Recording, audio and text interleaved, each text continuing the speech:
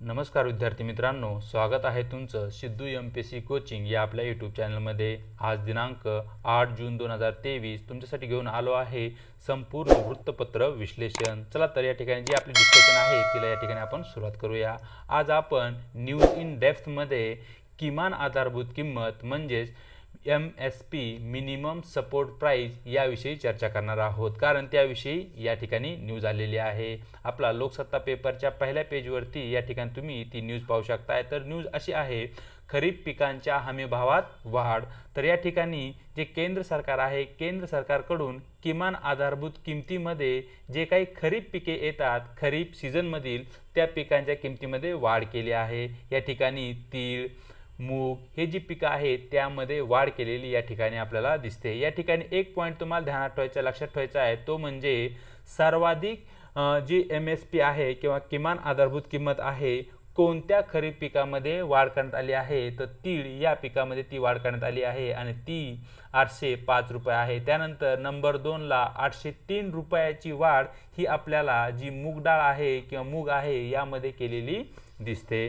तर या ठिकाणी हे जे 2 पॉईंट आहे ते तुम्हाला या ठिकाणी नोट डाऊन करून घ्यायचे। त्यानंतर आपण इन डिटेलमध्ये आता समजून घेणार आहोत किमान आधारभूत किंमत म्हणजे काय किंवा मिनिमम सपोर्ट प्राइस म्हणजे काय।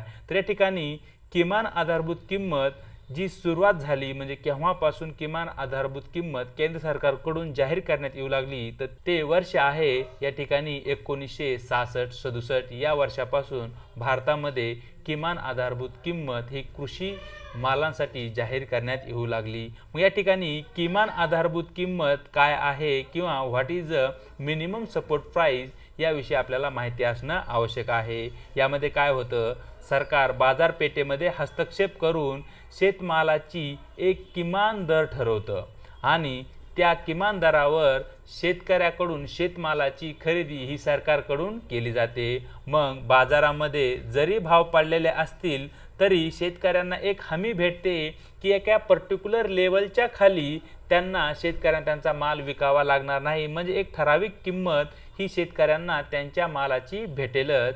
यालाच आपण या ठिकाणी किमान आधारभूत किंमत असे म्हणतो। या ठिकाणी जे भारत सरकार आहे ते वर्षातून 2दा म्हणजे खरीप हंगाम आणि जो रब्बी हंगाम असतो या 2 हंगामामध्ये वर्षातून 2दा काय करतो, MSP म्हणजे किमान आधारभूत किंमत भारत सरकारकडून जाहीर केली जाते आणि ती एकूण 24 वस्तूंसाठी जाहीर केली असते।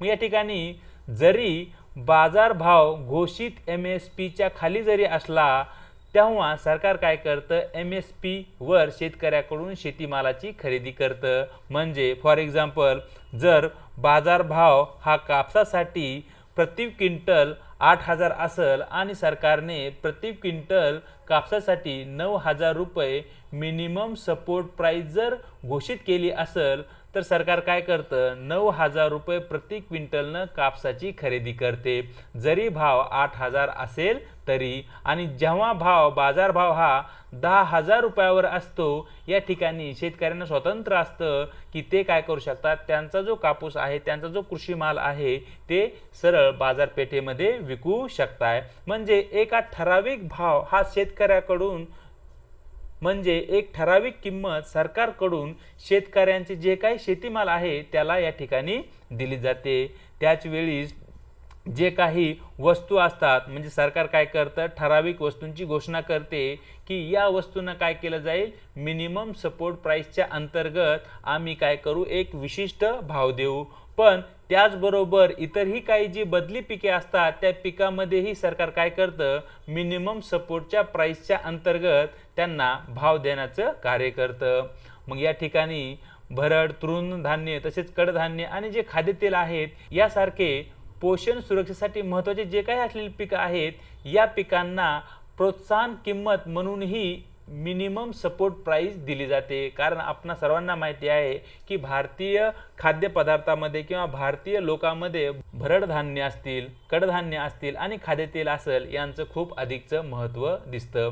मग या ठिकाणी जी मिनिमम सपोर्ट प्राइस आहे किंवा किमान आधारभूत किंमत आहे केव्हा जाहीर केली जाते, तर आपण ऑलरेडी चर्चा केली आहे की रब्बी आणि जो खरीप हंगाम आहे या हंगामाच्या सुरुवातीला मिनिमम सपोर्ट प्राइस किंवा किमान आधारभूत किंमत ही जाहीर केली जाते। आणि ती कोणाकडून जाहीर केली जाते, तर या ठिकाणी पहा, जे कृषी खर्च आणि किंमत आयोग आहे, ज्याला की आपण commission for agriculture cost and price असं म्हणतो, या कमिशनकडून काय केले जाते, केंद्र सरकारला तशा प्रकारची शिफारस केली जाते आणि केंद्र सरकार काय करतं, मग मिनिमम सपोर्ट प्राइस या ठिकाणी घोषित करतं। या ठिकाणी राज्य सरकारकडून मिनिमम सपोर्ट प्राइस किंवा किमान आधारभूत किंमत जाहीर केली जात नाही, तर ती केंद्र सरकारकडून जाहीर केली जाते। हा पॉईंट या ठिकाणी तुम्हाला नोट डाऊन करून घ्यायचा आहे। मग या ठिकाणी जेव्हा किमान आधारभूत किंमत ठरते, तेव्हा कोणकोणत्या घटकांचा विचार केला जातो, तर या ठिकाणी पहा, जो काही शेतकरी वर्ग आहे, शेतकरी वर्गाला जो काही उत्पादन खर्च येतो, या घटकाचा या ठिकाणी विचार केला जातो। त्यानंतर जे काही commission on agriculture cost and price आहे, ते काय करतं, MSP काढताना खालील काही घटकांचा विचार करतं आणि त्या आधारावर ते काय करतं, केंद्र सरकारला शिफारस करते की एका पर्टिक्युलर पिकासाठी अशा प्रकारची किमान आधारभूत किंमत सरकारकडून दिली गेली पाहिजे। मग यामध्ये A2 ही एक कॅटेगरी आहे। यामध्ये काय राहतं, तर रासायनिक खते असतील, बी बियाणे असतील आणि जो काही मजुरांचा खर्च असेल, या सर्व खर्चांचा समावेश या ठिकाणी A2 या कॅटेगरीमध्ये केला जातो। म्हणजेच मिनिमम सपोर्ट प्राइस किंवा किमान आधारभूत किंमत ठरवताना या खर्चाचा या ठिकाणी विचार केला जातो। त्यानंतर FL कॅटेगरी आहे। यामध्ये कौटुंबिक श्रम, म्हणजे जे काही कुटुंबातील व्यक्ती आहेत, ते व्यक्ती त्या ठिकाणी किती काळ कार्य करत आहे, त्यांचे जे श्रम आहे, त्या श्रमाचं मूल्यही या ठिकाणी गृहीत धरलं जातं। आणि त्यानंतर स्थिर भांडवल, म्हणजे जी काही शेतकऱ्यांची जमीन आहे, ती जमीन म्हणजे शेतकऱ्यांचं स्थिर भांडवल। मग ती जी जमीन आहे, त्या जमिनीचं भाडेही या ठिकाणी गृहीत धरलं जातं। म्हणजे अशा प्रकारे हे 3 फॅक्टर या ठिकाणी गृहीत धरले जातात। एक म्हणजे रासायनिक खते, बी बियाणे आणि त्या ठिकाणी शेतीमध्ये जो काही मजुरांचा खर्च आहे तो। त्यानंतर नंबर 2 आहे कौटुंबिक श्रम आणि त्यानंतर नंबर 3 आहे जमिनीचे भाडे। या 3 घटकांचा विचार करून काय केलं जातं, commission on agriculture cost and price यांच्याकडून जे काही पीक असेल, शेतमाल असेल, त्याची MSP म्हणजे किमान आधारभूत किंमत ही किती घेतली जावी, अशा प्रकारची शिफारस केंद्र सरकारला केली जाते। पुढे या ठिकाणी आपण चर्चा करूया की जे काही कृषी खर्च आणि किंमत आयोग आहे, ज्याला आपण commission for agriculture cost and price, हे काय करतं, केंद्र सरकारला मिनिमम सपोर्ट प्राइस किती घेतला जावा किंवा किती प्रमाणात असावा याची शिफारस करतं। मग या ठिकाणी आपणास commission for agriculture cost and price याविषयी माहिती असणं आवश्यक आहे। तर commission for agriculture cost and प्राइसची जी काही स्थापना आहे, ती जानेवारी 1965 मध्ये झाली। 1965 पूर्वी commission for agriculture and cost and प्राइसचे जे काही नाव होतं, ते होतं कृषी मूल्य आयोग। म्हणजे या ठिकाणी 1985 मध्ये जे काही कृषी मूल्य आयोग आहे, त्याचं नामकरण commission for agriculture cost and price असे करण्यात आले। आणि या ठिकाणी जे commission for agriculture cost and price आहे, ते ministry of agriculture and farmer development, ज्याला आपण मराठीमध्ये कृषी आणि शेतकरी कल्याण जे काही मंत्रालय आहे, त्या मंत्रालयाची ती एक सल्लागार संस्था म्हणून कार्य करताना दिसते। म्हणजे त्या मंत्रालयाला ती सल्ला देते। मग या ठिकाणी जे काही ministry for agriculture and farmer welfare आहे, या मिनिस्ट्रीकडून कॅबिनेट कमिटी ऑन इकॉनॉमिक जी काही अफेअर आहे, या कमिटीकडून मिनिमम सपोर्ट प्राइस किंवा किमान आधारभूत किंमत ही जाहीर केली जाते, कारण ती केंद्र सरकारची कमिटी आहे। आणि ही जी कमिटी आहे, या कमिटीचे जे काही अध्यक्ष असतात, त्याचे अध्यक्ष माननीय पंतप्रधान असतात। मग या ठिकाणी जी काही शिफारस commission for agriculture and cost and प्राइसने MSP संदर्भात या ठिकाणी कॅबिनेट कमिटी ऑन इकॉनॉमिक अफेअर्सला केली आहे, ती जी शिफारस आहे, ती केंद्र सरकारवर किंवा कॅबिनेट कमिटी ऑन इकॉनॉमिक अफेअर्सवर बंधनकारक नसते। तर या ठिकाणी सिंपल गोष्ट समजून घ्या।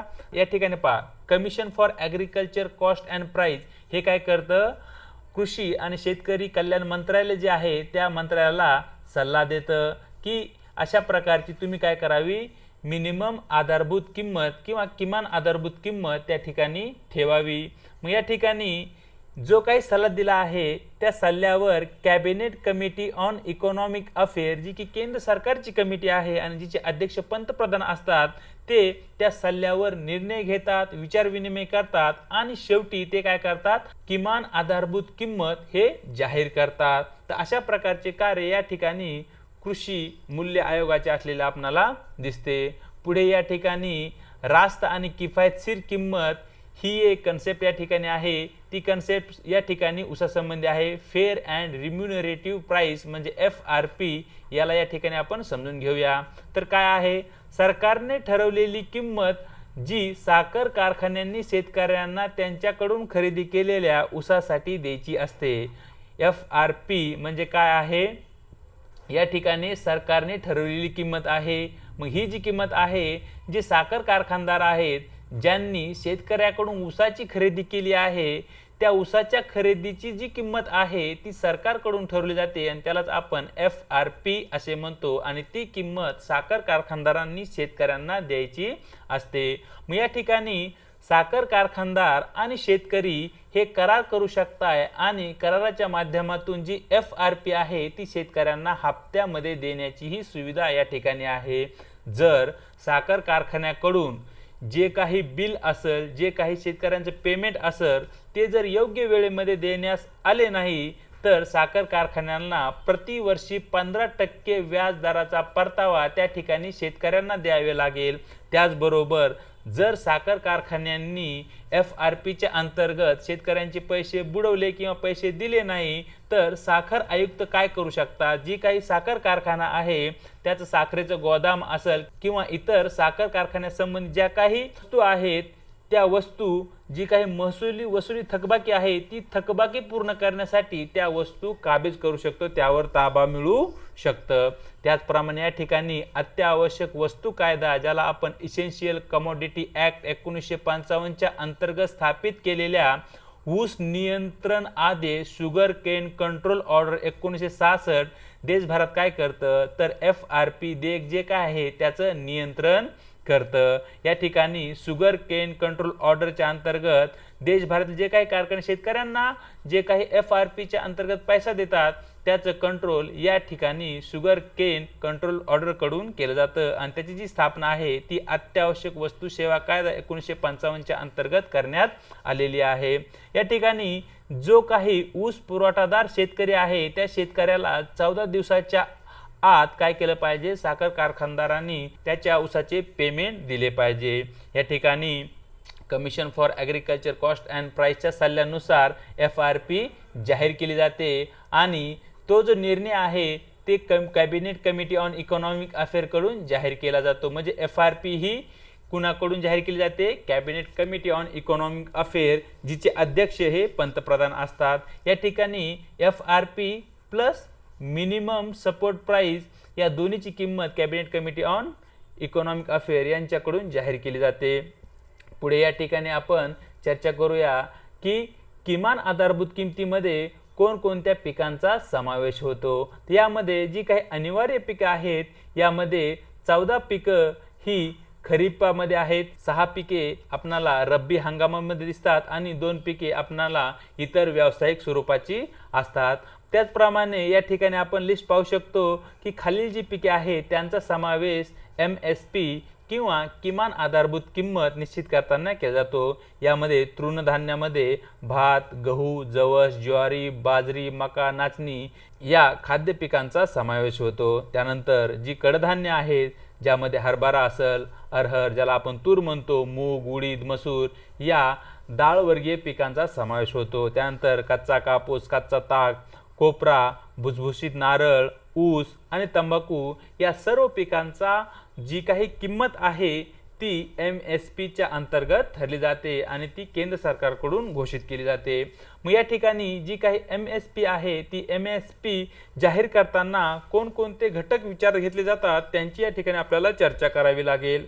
तर या ठिकाणी जो पहिला घटक आहे तो आहे एखाद्या वस्तूची मागणी किती आहे त्याचप्रमाणे त्या वस्तूचा पुरवठा किती आहे. त्याचबरोबर शेतकऱ्याला शेतमालाचं उत्पादन करताना येणारा जो काही उत्पादन खर्च आहे याही घटकाचा या ठिकाणी विचार केला जातो। बाजारातील किमतीचे जे काही हालचाली आहेत, मग या ठिकाणी देशांतर्गत बाजारपेठ असेल, आंतरराष्ट्रीय बाजारपेठ असेल, या ठिकाणी जी काही शेतमाल आहे त्या वस्तूंच्या किमती कशा प्रकारच्या आहेत याचाही विचार MSP किंवा किमान आधारभूत किंमत ठरवताना केला जातो। त्याचबरोबर जे काही विविध पीक आहे त्या पिकातील जी काही किमतींची समानता आहे त्याचाही या ठिकाणी विचार केला जातो। त्याचबरोबर शेती आणि बिगर शेती यांच्यातील ज्या काही व्यापारी अटी असतात त्या व्यापारी अटींचाही या ठिकाणी विचार केला जातो। त्याचबरोबर उत्पादन खर्चापेक्षा किमान 50% नफा मार्जिन या ठिकाणी गृहीत धरली जाते। म्हणजे जर शेतकऱ्यांना एखाद्या वस्तूचं उत्पादन करण्यासाठी 100 रुपये खर्च येत असेल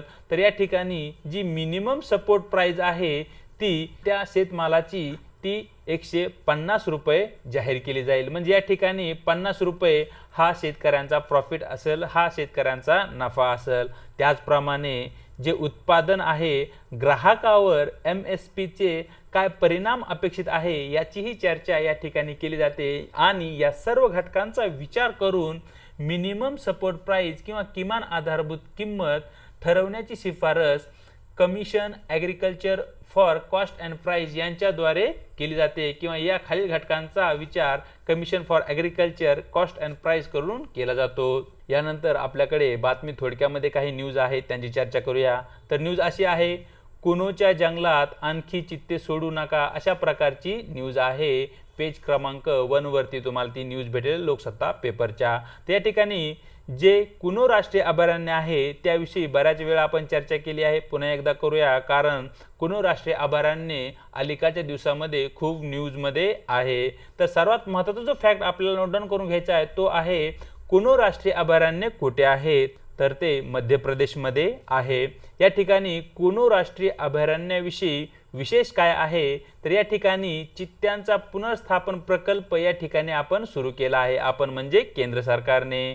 मग या ठिकाणी जे काही चित्ते आहेत ते आपण नाम्बिया आणि दक्षिण आफ्रिका या देशातून आणलेले आहेत। तर अशा प्रकारे हे 2 ते 3 फॅक्ट या ठिकाणी आपल्याला नोट डाऊन करून घ्यायचे आहेत। खाली आपल्याला आफ्रिका खंडाचा जो काही नकाशा आहे तो दिसतो आणि या ठिकाणी नाम्बिया हा देश दिसेल आणि या ठिकाणी आपणाला दक्षिण आफ्रिका हा देश दिसेल। म्हणजे या ठिकाणी आपल्याला मॅपच्या माध्यमातूनही आपण चांगल्या प्रकारे या ठिकाणी लक्षात ठेवू शकतो किंवा मॅपिंगमध्येही हा जो घटक आहे तो आपल्यासाठी महत्त्वाचा आहे। चलूया पुढच्या न्यूजकडे। जी पुढची न्यूज आहे ती आहे उमंग ॲप संबंधी। तर न्यूज अशी आहे, डिजिटल 7/12 उतारे उमंग ॲपवर। तर या ठिकाणी पहा, जे उमंग ॲप आहे या उमंग ॲपवर आता आपण डिजिटल स्वाक्षरीयुक्त 7/12 मोबाईलच्या माध्यमातून डाउनलोड करू शकतो आणि जे उमंग ॲप आहे त्याची जी निर्मिती आहे ती केंद्र सरकारकडून करण्यात आली आहे। याच्या अगोदर आपण जर पाहितलं जे काही राज्य सरकार आहे, राज्य सरकारचे महसूल विभाग आणि महसूल विभागाचे जे काही महाभूमी संकेतस्थळ आहे याच्या माध्यमातून आपण डिजिटल 7/12 डाउनलोड करू शकत होतो, परंतु यासाठी आपणाला महा ई सेवा केंद्रावर जाणे गरजेचे होते किंवा महा ई सेवा केंद्राला भेट द्यावी लागत असे। परंतु आता आपण आपल्या मोबाईलच्या माध्यमातून ही जी आपली 7/12 आहे तिला आपण डाउनलोड करू शकतो। त्या ठिकाणी स्वाक्षरीयुक्त जी काही 7/12 आहे ती या ठिकाणी आपण 15 रुपयात डाउनलोड करू शकतो। 8 चा जो काही उतार आहे तो 15 रुपयात आणि स्वाक्षरी फेरफार तोही 15 रुपये आणि मिळकत पत्रिका ग्रामीण जी आहे ती आपण 45 रुपयात डाउनलोड करू शकतो। तर अशा प्रकारे हे जे उमंग ॲप आहे ते कशा संबंधी आहे हा जो पॉईंट आहे तो तुम्हाला या ठिकाणी नोट डाऊन करून घ्यायचा आहे। त्याचबरोबर या ठिकाणी केंद्र सरकारकडून त्याचा निर्मिती करण्यात आली आहे हा जो पॉईंट आहे तोही या ठिकाणी तुम्हाला नोट डाऊन करून घ्यायचा आहे। तर अशा प्रकारे मित्रांनो इन डिटेलमध्ये आपण 8 जून 2023 ची जी काही वृत्तपत्र विश्लेषण आहे त्याची इन डिटेलमध्ये चर्चा केली। व्हिडिओ जर तुम्हाला आवडला असेल तर लाईक करा, मित्रांसोबत शेअर करा आणि तुमचे प्रश्न कमेंट बॉक्समध्ये नक्की कळवा। त्याचबरोबर न विसरता आपल्या सिद्धू MPSC कोचिंग हे जे यूट्यूब चॅनल आहे याला सबस्क्राईबही करा आणि यासंबंधी जी काही PDF आहे ती तुम्हाला आपल्या टेलिग्राम चॅनलवरती भेटून जाईल आणि त्याची जी लिंक आहे ती तुम्हाला डिस्क्रिप्शन बॉक्समध्ये मिळून जाईल। तर आज इथेच थांबूया, भेटूया एका नवीन व्हिडिओ सोबत।